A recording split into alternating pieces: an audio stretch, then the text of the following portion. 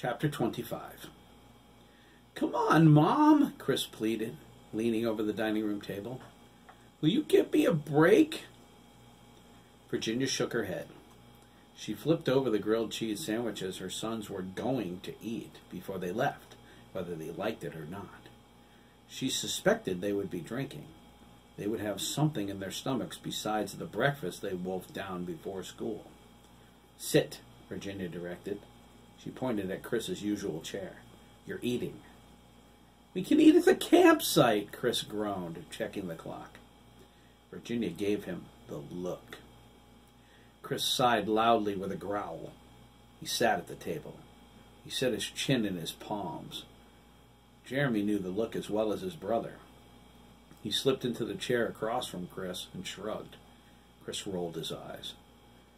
Matt stood in the doorway, not sure what to do. "Excuse me, Mr. Gardner?" Virginia asked. "Have you eaten yet?" No, ma'am," Matt replied. He looked at Chris and Jeremy for guidance. They shook their heads. "Then sit!" Matt was in a chair before the last syllable faded into silence. "I was hungry anyway," he whispered to Jeremy, who smiled. "Good!" Matt blushed. "She hears everything," Jeremy said. Matt blushed deeper. "She's got bionic ears or something." "That's Susan Sturgis," Chris corrected. "Our mom has radar." "My mom's got antennas," Matt said. "I've seen them pop out of her head before." "Me too," Chris said. "I'm going to have to eat to get out of here. It means being a little late getting to the pond, but Max will wait. He's good like that." "Now, boys," Virginia said, "it's not nice to talk about Linda that way, even if it is true." She cleared her throat. "They're silver, I think, like old-fashioned TV antennas." The boys laughed. Chris knocked his baseball cap off when he went to wipe his eyes. His long bangs fell into his face. His hairstyle was the best, but sometimes it was a royal pain. Without the hat, he was blind as a bat. He slipped under the table, retrieved it, and slapped it onto his head backward. "Are you ready for the game, Jeremy?" Matt asked, watching Virginia out of the corner of his eye. He quickly looked away when she turned toward him, sensing his gaze. Yep, radar. "Oh, crap!" Jeremy exclaimed. "What's wrong?" Chris asked. "Need a smaller cup?" "Eat me, donkey Dick," Jeremy replied. Virginia sighed. "My sons, the eloquent ones." "Seriously," Matt said, grinning. He could imagine the look on his mother's face if she heard any of this. "Is something wrong?" Jeremy got up from the table. "I forgot to talk to my dad about it. He promised to come to a game, and this is the last one of the season." "Not if we win," Matt corrected. "But what if we don't?" Jeremy asked. Matt assured him as long as he was pitching, there was no way they could lose. Jeremy shrugged and went to his father's study. Matt was curious why it meant so much to him to have his father there, but he decided not to ask. Cynthia Mellon was the nosy one, not him. Chris knew why, and his heart went out to his brother. Virginia did too. Jeremy loves him so much, she thought. Thomas was his dad, but it was always more than the bond between father and son. They were mirror images of each other. Jeremy felt alone each time his father disappeared to save another small part of the world. Virginia saw him in her memory. He was 8 years old, standing in the yard, wearing his baseball cap and holding his glove. Leaves were falling all around him as he waved goodbye to Thomas, the black Porsche easing out of the drive. Jeremy bore his forced smile until the car turned the corner. It would fade as loneliness blanketed his face in a shroud of desperate longing. Jeremy would wait for hours, refusing invitations from friends to go play. He wanted his father to see him there when he came home, a loyal knight at the castle walls, standing watch, waiting for the return of a wandering king. When Jeremy heard the low growl of the Porsche approaching, the sunlight would return to his eyes. His sadness would wash away as he ran into his father's arms, laughing, holding on to him as if that might keep him from going away again. All would be well until the next time, and then the boy with the baseball cap and glove would wait all over again. Virginia thought, my shining silver knight, alone in his diligence, waiting for the king he loves more than anything else in the world. What's wrong, Mom? Chris asked, watching her wipe away a tear. Virginia asked. She smiled.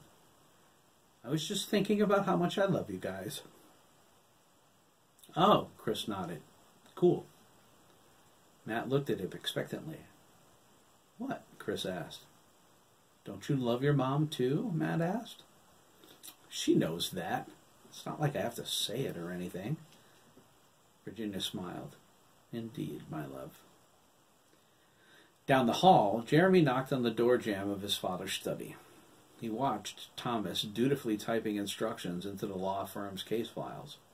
It was part of his responsibilities as a partner in the firm. Jeremy was proud.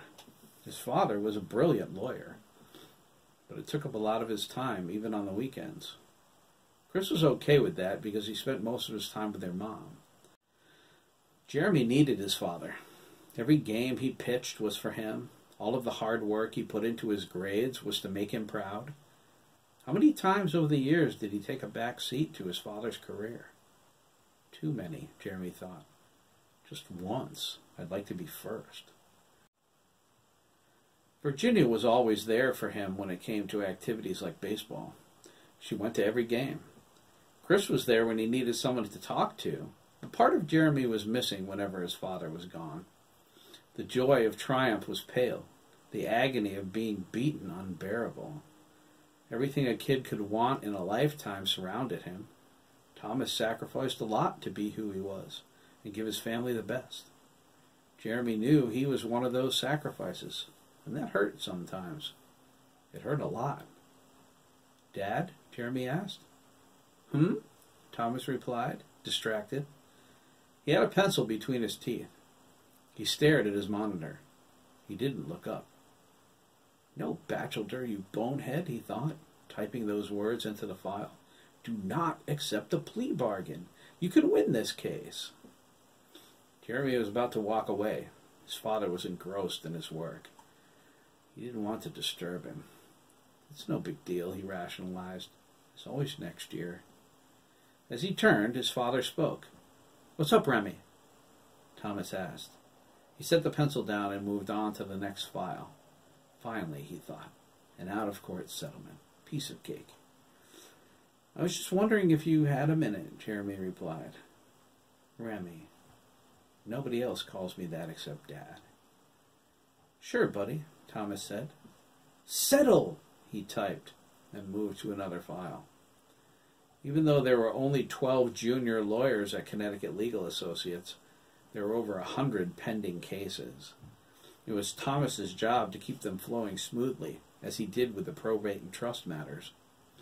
The income from those alone paid for their house in 4 years. Jeremy cleared his throat and crossed his fingers. I was hoping you could come to my game on Friday. It's the... Friday? Thomas asked, looking over the next file. Good girl, he thought. He typed, push for a mistrial, Brenda Lee. See me in my office Wednesday at noon.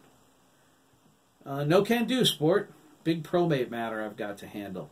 Mrs. Alberdine, the hand soap queen. Very old money. Maybe next time, okay? Sure, Jeremy mumbled and shuffled away. He didn't even get the chance to tell him this might be the last game of the season. Jeremy knew his father loved him, but there were times it hurt to see how easily he was passed over. He returned to the dining room and sat down. His mother laid out sandwiches and a bowl of soup for each of them. He painted on his best smile. The boys didn't notice he was upset, but Virginia did. She could read him like a book. Once their food was in front of them, with milk and a Twinkie, she slipped down the hall toward the den. Time for a wake-up call for the attorney, Virginia thought. Oh, Matt exclaimed, swallowing a piece of grilled cheese. Guess who I ran into coming down here? Jeremy and Chris looked at each other and shrugged. They asked, Who? In unison. Craig Dougan. Really? What was he doing up here? Jeremy asked. He wondered if there was a problem with Craig camping out tonight. He hoped not. Jeremy was glad he was going. He couldn't figure out why Craig never returned his gestures of friendship. Maybe he was just shy or something. It could also be because his father was so mean. There was something about Craig that Jeremy liked. Yeah, Chris agreed. Doesn't he live on the other side of town? Gator Road, Jeremy said, near Ramirez's house.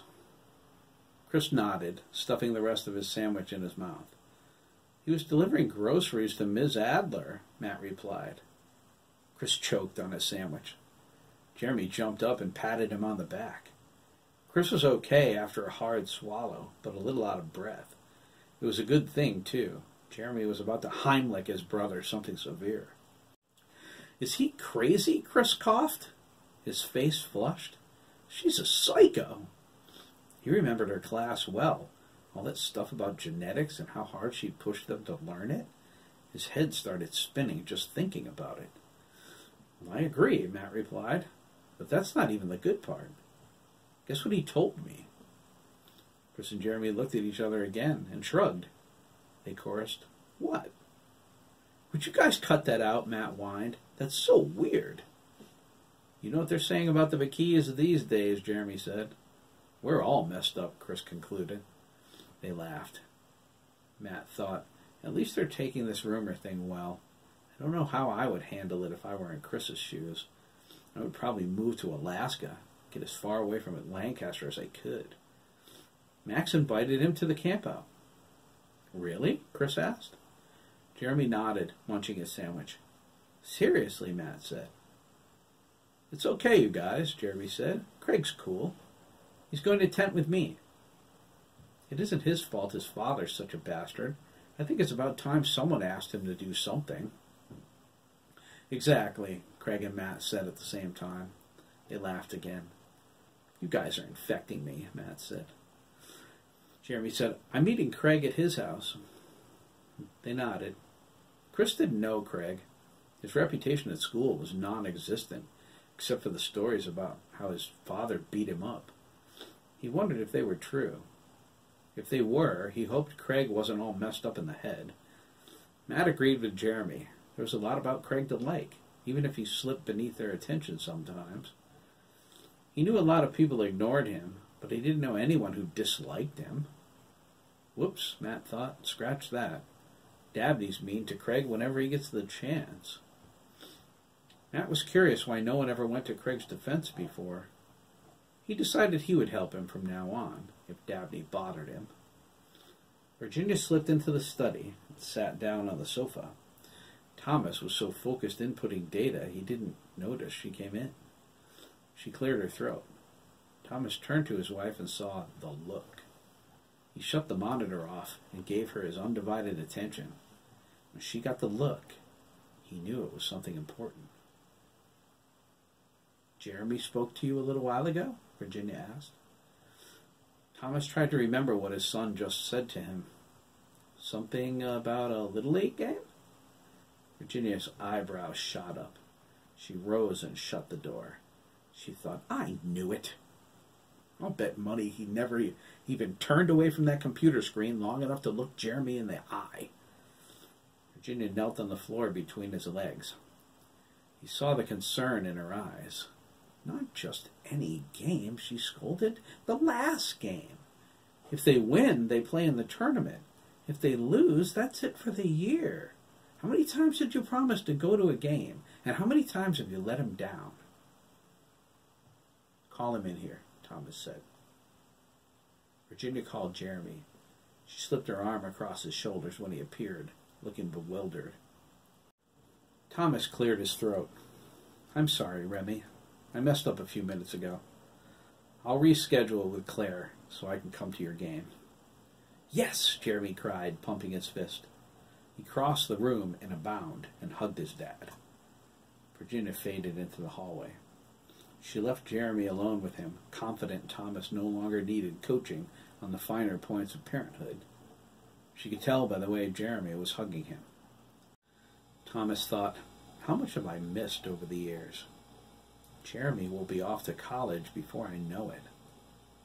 I love you, Dad, Jeremy said. I love you too, Remy, he said. Did I ever tell you how proud of you I am?